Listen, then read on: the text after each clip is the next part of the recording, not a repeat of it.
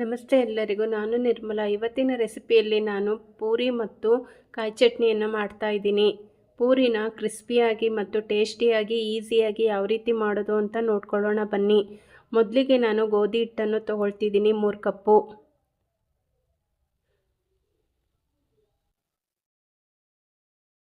ಅದಕ್ಕೆ ನಾನು 2 ಸ್ಪೂನು ಚಿರೋಟಿ ರವೆನ ಹಾಕ್ಕೊತಾ ಇದ್ದೀನಿ.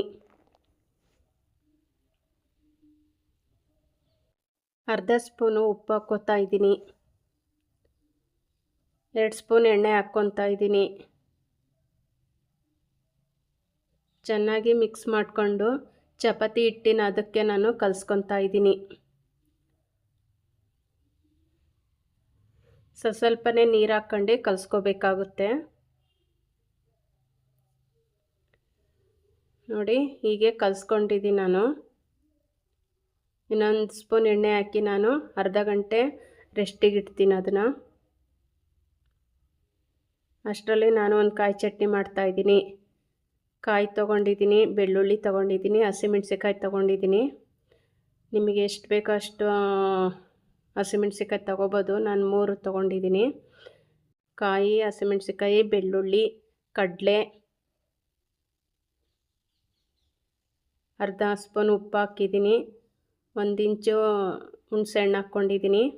ಎಲ್ಲವೂ ಕೊತ್ತಂಬರಿ ಸೊಪ್ಪು ಸ್ವಲ್ಪ ಹಾಕಿ ನುಣ್ಣಗೆ ರುಬ್ಕೊಂಬಂದಿದ್ದೀನಿ. ಅದಕ್ಕೊಂದು ಒಗ್ಗರಣೆ ಕೊಡ್ತಾಯಿದ್ದೀನಿ.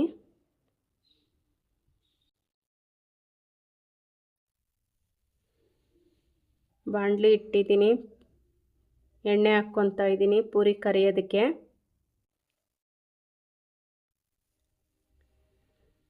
ನೋಡಿ, ರೆಸ್ಟಿಗೆ ಇಟ್ಟಿದ್ನಲ್ಲ, ಹಿಟ್ಟು ಚೆನ್ನಾಗಿ ನೆಂದಿದೆ. ಈ ಗುಂಡೆಗಳಾಗಿ ಮಾಡಿಕೊಂಡು ಒಂದೊಂದೇ ಲಟ್ಟಿಸ್ಕೊತೀನಿ ನಾನು ಎಣ್ಣೆಯಲ್ಲಿ ಹತ್ಕೊಂಡು ಲಟ್ಟಿಸ್ಕೊತಾ ಇದ್ದೀನಿ. ತೆಳುಗೆ ಲಟ್ಟಿಸ್ಕೋಬೇಕಾಗುತ್ತೆ. ಎಲ್ಲ ಎಲೆಗಳ್ನ ನಾನು ಹಿಂಗೆ ಲಟ್ಟಿಸ್ಕೊಂಡಿದ್ದೀನಿ. ಈಗ ಒಂದೊಂದೇ ಆಗಿ ನಾನು ಎಣ್ಣೆಯಲ್ಲಿ ಹಾಕಿ ಫ್ರೈ ಮಾಡ್ಕೊಂಡು ತೊಗೊಳ್ತೀನಿ. ನೋಡಿ, 2 ಸೈಡು ಚೆನ್ನಾಗಿ ಸಣ್ಣ ಉರಿಯಲ್ಲಿ ಒಂದೆರಡು ಸೆಕೆಂಡು, ದೊಡ್ಡ ಉರಿಯಲ್ಲಿ 1-2 ಸೆಕೆಂಡು ಬೇಯಿಸ್ಬೇಕಾಗುತ್ತೆ. ನೋಡಿ, ಚೆನ್ನಾಗಿ ಬಂದಿದೆ ಪೂರಿ. ಎಲ್ಲ ಪೂರಿಗಳ್ನೂ ಸಹ ನಾನು ಹೀಗೆ ಕರ್ಕೊಳ್ತಾ ಇದ್ದೀನಿ. ನೋಡಿ, ಪೂರಿಗಳನ್ನೆಲ್ಲ ನಾನು ಕರ್ಕೊಂಡಿದ್ದೀನಿ. ನೋಡಿ, ಚಟ್ನಿ ಜೊತೆ ನಾನು ಸರ್ವ್ ಮಾಡ್ತಾಯಿದ್ದೀನಿ. ನನ್ನ ವಿಡಿಯೋ ನಿಮಗೇನಾದರೂ ಇಷ್ಟ ಆದರೆ ಲೈಕ್ ಮಾಡಿ, ಶೇರ್ ಮಾಡಿ, ಕಮೆಂಟ್ ಮಾಡಿ, ಸಬ್ಸ್ಕ್ರೈಬ್ ಆಗಿ.